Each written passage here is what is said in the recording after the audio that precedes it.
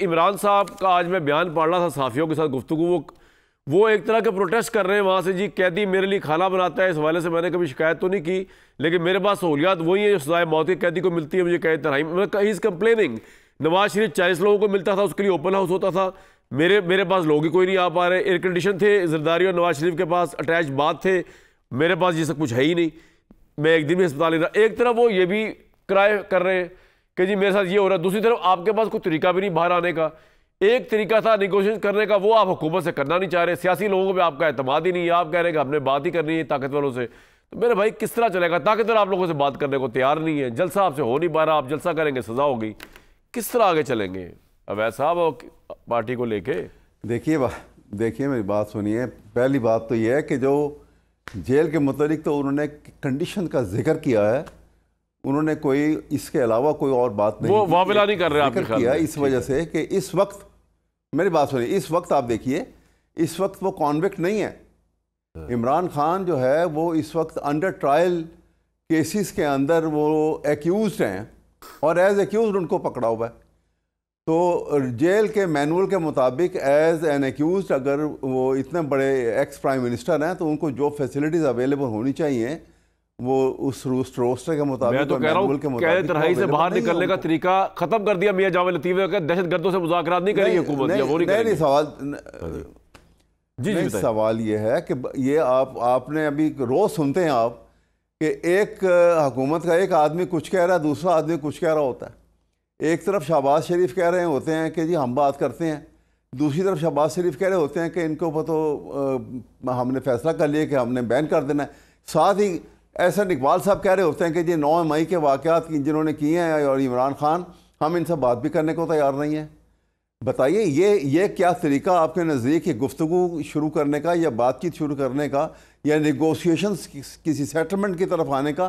क्या ये अंदाज़ आप मुनासिब है? ये होना चाहिए ऐसा अंदाज़? तो किस से बात होगी? ये मैं इसलिए आपसे बात कर रहा हूँ कि ये सूरत हाल को देखिए। आप माफ़ी मांग ले यार। और दूसरी तरफ अब नहीं जिस देखिए ये मैं, हाँ इमरान, ये अगर इमरान खान जो है वो अगर शहबाज शरीफ और नवाज शरीफ के कदम में वो पैरवी कर रहे होते तो यकीनन पाँव पकड़ के माफ़ी मांगते, 10 साल का बॉन्ड लिख के देते और मुल्क से बाहर चले जाते। नहीं है वो, हर आदमी की अपनी खसरत होती है, अपनी फितरत होती है। उसने कहा ठीक है मैं जेल में हूँ, मर जाऊँगा यहाँ पर, लेकिन एक असूल पे खड़ा रहूँगा, कोई बात नहीं है।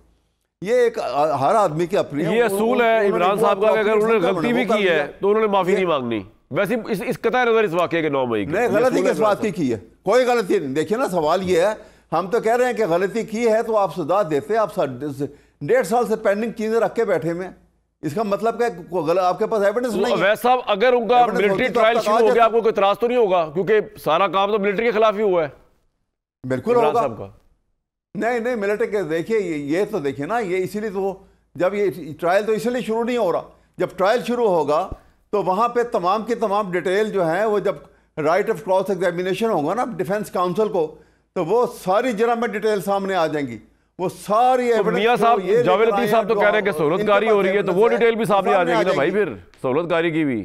जी मैं आपको बताऊं, सहूलत, हाँ जावेद साहब ने असल में, जावेद साहब एक तसव्वुराती दुनिया में रहते हैं और वही बातें कर छोड़ते हैं। हमारे दोस्त हैं अच्छे, लेकिन बहरहाल खुश रहते हैं। हम भी कहते हैं कि अल्लाह खुश रखे इनको।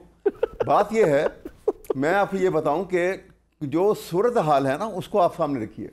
बात यह है कि ये जो इस वक्त सहूलतकारी की बात करें आप, तो सहूलतकार तो मैं तो जनरल साहब से कहता हूँ, चीफ आर्मी स्टाफ से, कि उनको शायद इतना सारे मुल्क का काम उनके ज़िम्मे है, उनको पता ही नहीं है। उनके अंदर कमांड लोगों ने सहूलतकारी तो उन्होंने की है कि जो जिसके बिना के ऊपर इसका तो सबूत अभी तक रिवार्ड दिया गया कि उसको बगैर, इसका सबूत तो अभी नहीं हमारे पास। मुझे आप सबूत की बात नहीं कर रहा मैं सर। देखें हमारे पास अभी तक जनरल फैज का है जो आपके साथ मिले हुए थे, और अभी तक बाकी जिसका भी आएगा एहतसाब होगा। रिटायर्ड ब्रिगेडियर पकड़े गए, हाजिर सर्विस लोग कोर्ट मार्शल हुए, ये बात नहीं है, वो हो रहा है।